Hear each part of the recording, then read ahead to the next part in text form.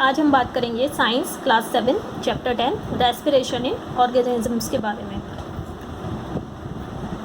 तो पहले हम बात करेंगे इंट्रोडक्शन। क्या होता है respiration? Respiration is a metabolic process common in all the living organisms. एक ऐसा मेटाबॉलिक प्रोसेस जो सारे लिविंग ऑर्गेनिजम्स में कॉमन होता है। It is a biochemical process which takes place in all the living organisms by breaking down food in the presence of oxygen to produce energy. एक ऐसा biochemical process, biochemical इसलिए कि biological process है, सारे living organisms में होता है। Chemical process इसलिए है कि इसमें केमिकल रिएक्शंस इन्वॉल्व होते हैं। फूड का ब्रेक डाउन होता है लेकिन in the presence of oxygen, जिससे एनर्जी रिलीज होती है। Food is oxidised by the inhalation of oxygen to release energy in the body cells. Food का ऑक्सीडेशन होता है by the inhalation of oxygen, जिससे बॉडी सेल्स में energy release होती है। Energy released by the organism during respiration is utilised to carry out various life processes. जो हमारे life processes हैं, वेरियस लाइफ प्रोसेसेस हैं, उनको कैरी आउट करने के लिए यही एनर्जी जो रेस्पिरेशन के दौरान रिलीज़ होती है, यही एनर्जी हमारे लाइफ प्रोसेसेस में यूटिलाइज होती है। Carbon dioxide and water release during the process of respiration is expelled from the body. Carbon dioxide and water जो प्रोसेस ऑफ रेस्पिरेशन में रिलीज होते हैं वो बॉडी से एक्सपेल्ड आउट हो जाते हैं। अब हम बात करेंगे differences between breathing and respiration के बारे में। ब्रीदिंग क्या है? Breathing is an external respiration, also called external respiration, while respiration is also called internal or cellular respiration. The process takes place outside the cell. Breathing takes place outside the cell and the process is extracellular. While respiration, the process takes place inside the cells and the process is intracellular. Breathing is a physical process in which exchange of gases, that is oxygen and carbon dioxide, takes place.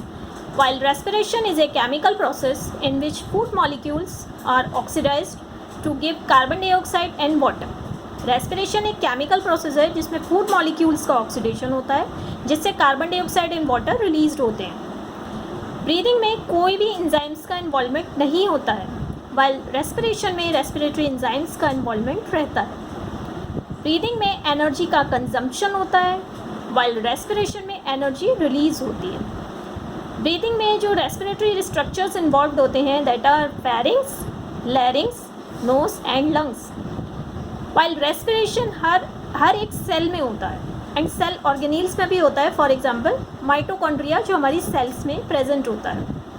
Breathing की अगर हम बात करें तो breathing is voluntary as well as involuntary physical process. Voluntary ऐसे कि हम voluntary उसको महसूस कर सकते हैं, वाइल इनवॉल्यूंटरी ऐसे कि हम जब सो रहे होते हैं तो तब भी हम ब्रीदिंग कर रहे होते हैं। रेस्पिरेशन में क्या होता है कि एक कम्प्लीटली इनवॉल्यूंटरी प्रोसेस होता है। नेक्स्ट हम बात करते हैं respiration is of two types, aerobic respiration and anaerobic respiration. Aerobic respiration जो ऑक्सीजन की प्रेजेंस में होता है that is called aerobic respiration. Anaerobic respiration that takes place in the absence of oxygen. अब अगर हम इनके डिफरेंसेस के बारे में बात करते हैं, जो कि ये बहुत ही कॉमन क्वेश्चन है, बहुत कॉमनली एग्जाम्स में पूछा जाता है। Aerobic respiration takes place in the presence of oxygen, while anaerobic respiration takes place in the absence of oxygen. Without oxygen होता है एनारोबिक रेस्पिरेशन। एरोबिक रेस्पिरेशन में फूड और glucose is completely broken down into carbon dioxide, water and energy. While in anaerobic respiration, food glucose is partially broken down into ethyl alcohol, carbon dioxide and energy. इनके by products हमें बहुत ही अच्छे से याद करने हैं क्योंकि ये क्वेश्चन बहुत ही कॉमनली एग्जाम्स में पूछा जाता है। एरोबिक रेस्पिरेशन में ज़्यादा एनर्जी रिलीज होती है, बल्कि एनारोबिक रेस्पिरेशन में कम एनर्जी रिलीज होती है। Aerobic respiration is a better mode of respiration in terms of efficiency, while anaerobic respiration is a lesser efficient mode of respiration in terms of efficiency. Aerobic respiration में carbon dioxide is the end product of respiration, most important question. While in anaerobic respiration, ethyl alcohol or lactic acid is the end product of anaerobic respiration. Aerobic respiration takes place in cytoplasm and mitochondria, while anaerobic respiration takes place only in the cytoplasm. This question is also very important. Aerobic respiration की अगर हम बात करते हैं, this process occurs in all the higher organisms such as mammals, while anaerobic respiration occurs in lower organisms like bacteria and yeast. It occurs in other organisms during heavy activity. अब हम पढ़ेंगे कि रेस्पिरेशंस बाकी एनिमल्स में कैसे होता है. अभी हम ह्यूमन बीइंग्स पे पढ़ रहे थे, अदर एनिमल्स में किस तरह होता है वो हम जानेंगे. अब आता है first of all respiration through gills. Gills fishes में प्रेजेंट होते हैं और फिशेस एक्वाटिक एनिमल्स होते हैं क्योंकि वो पानी में रहते हैं. इनके पास स्पेशल ऑर्गन्स होते हैं जिनको हम गिल्स बोलते हैं, which is present near the head of the fish, जो उसके सिर के पास होते हैं. Gills are supported by the gill arches. Gills को सपोर्ट करती हैं gill arches which are bony structures. Bony structures हैं ये. Gill arches made up of thread like structure called filaments. Filaments का बना, हर एक गिल आर्च फिलामेंट्स का बना होता है which is rich in capillaries, जिसमें बहुत सारे ब्लड कैपिलरीज रहते हैं, जिसकी यही रीज़न है कि गिल्स रेडिश कलर के होते हैं. It is through these capillaries that exchange of oxygen and carbon dioxide takes place. इन्हीं कैपिलरीज के through oxygen and carbon dioxide का एक्सचेंज होता है. The blood in the capillaries absorbs oxygen from water. जो capillaries में blood होता है वो ऑक्सीजन अब्जॉर्ब करता है वाटर से and gives out carbon dioxide. This type of respiration through gills is also called branchial respiration. Very important question.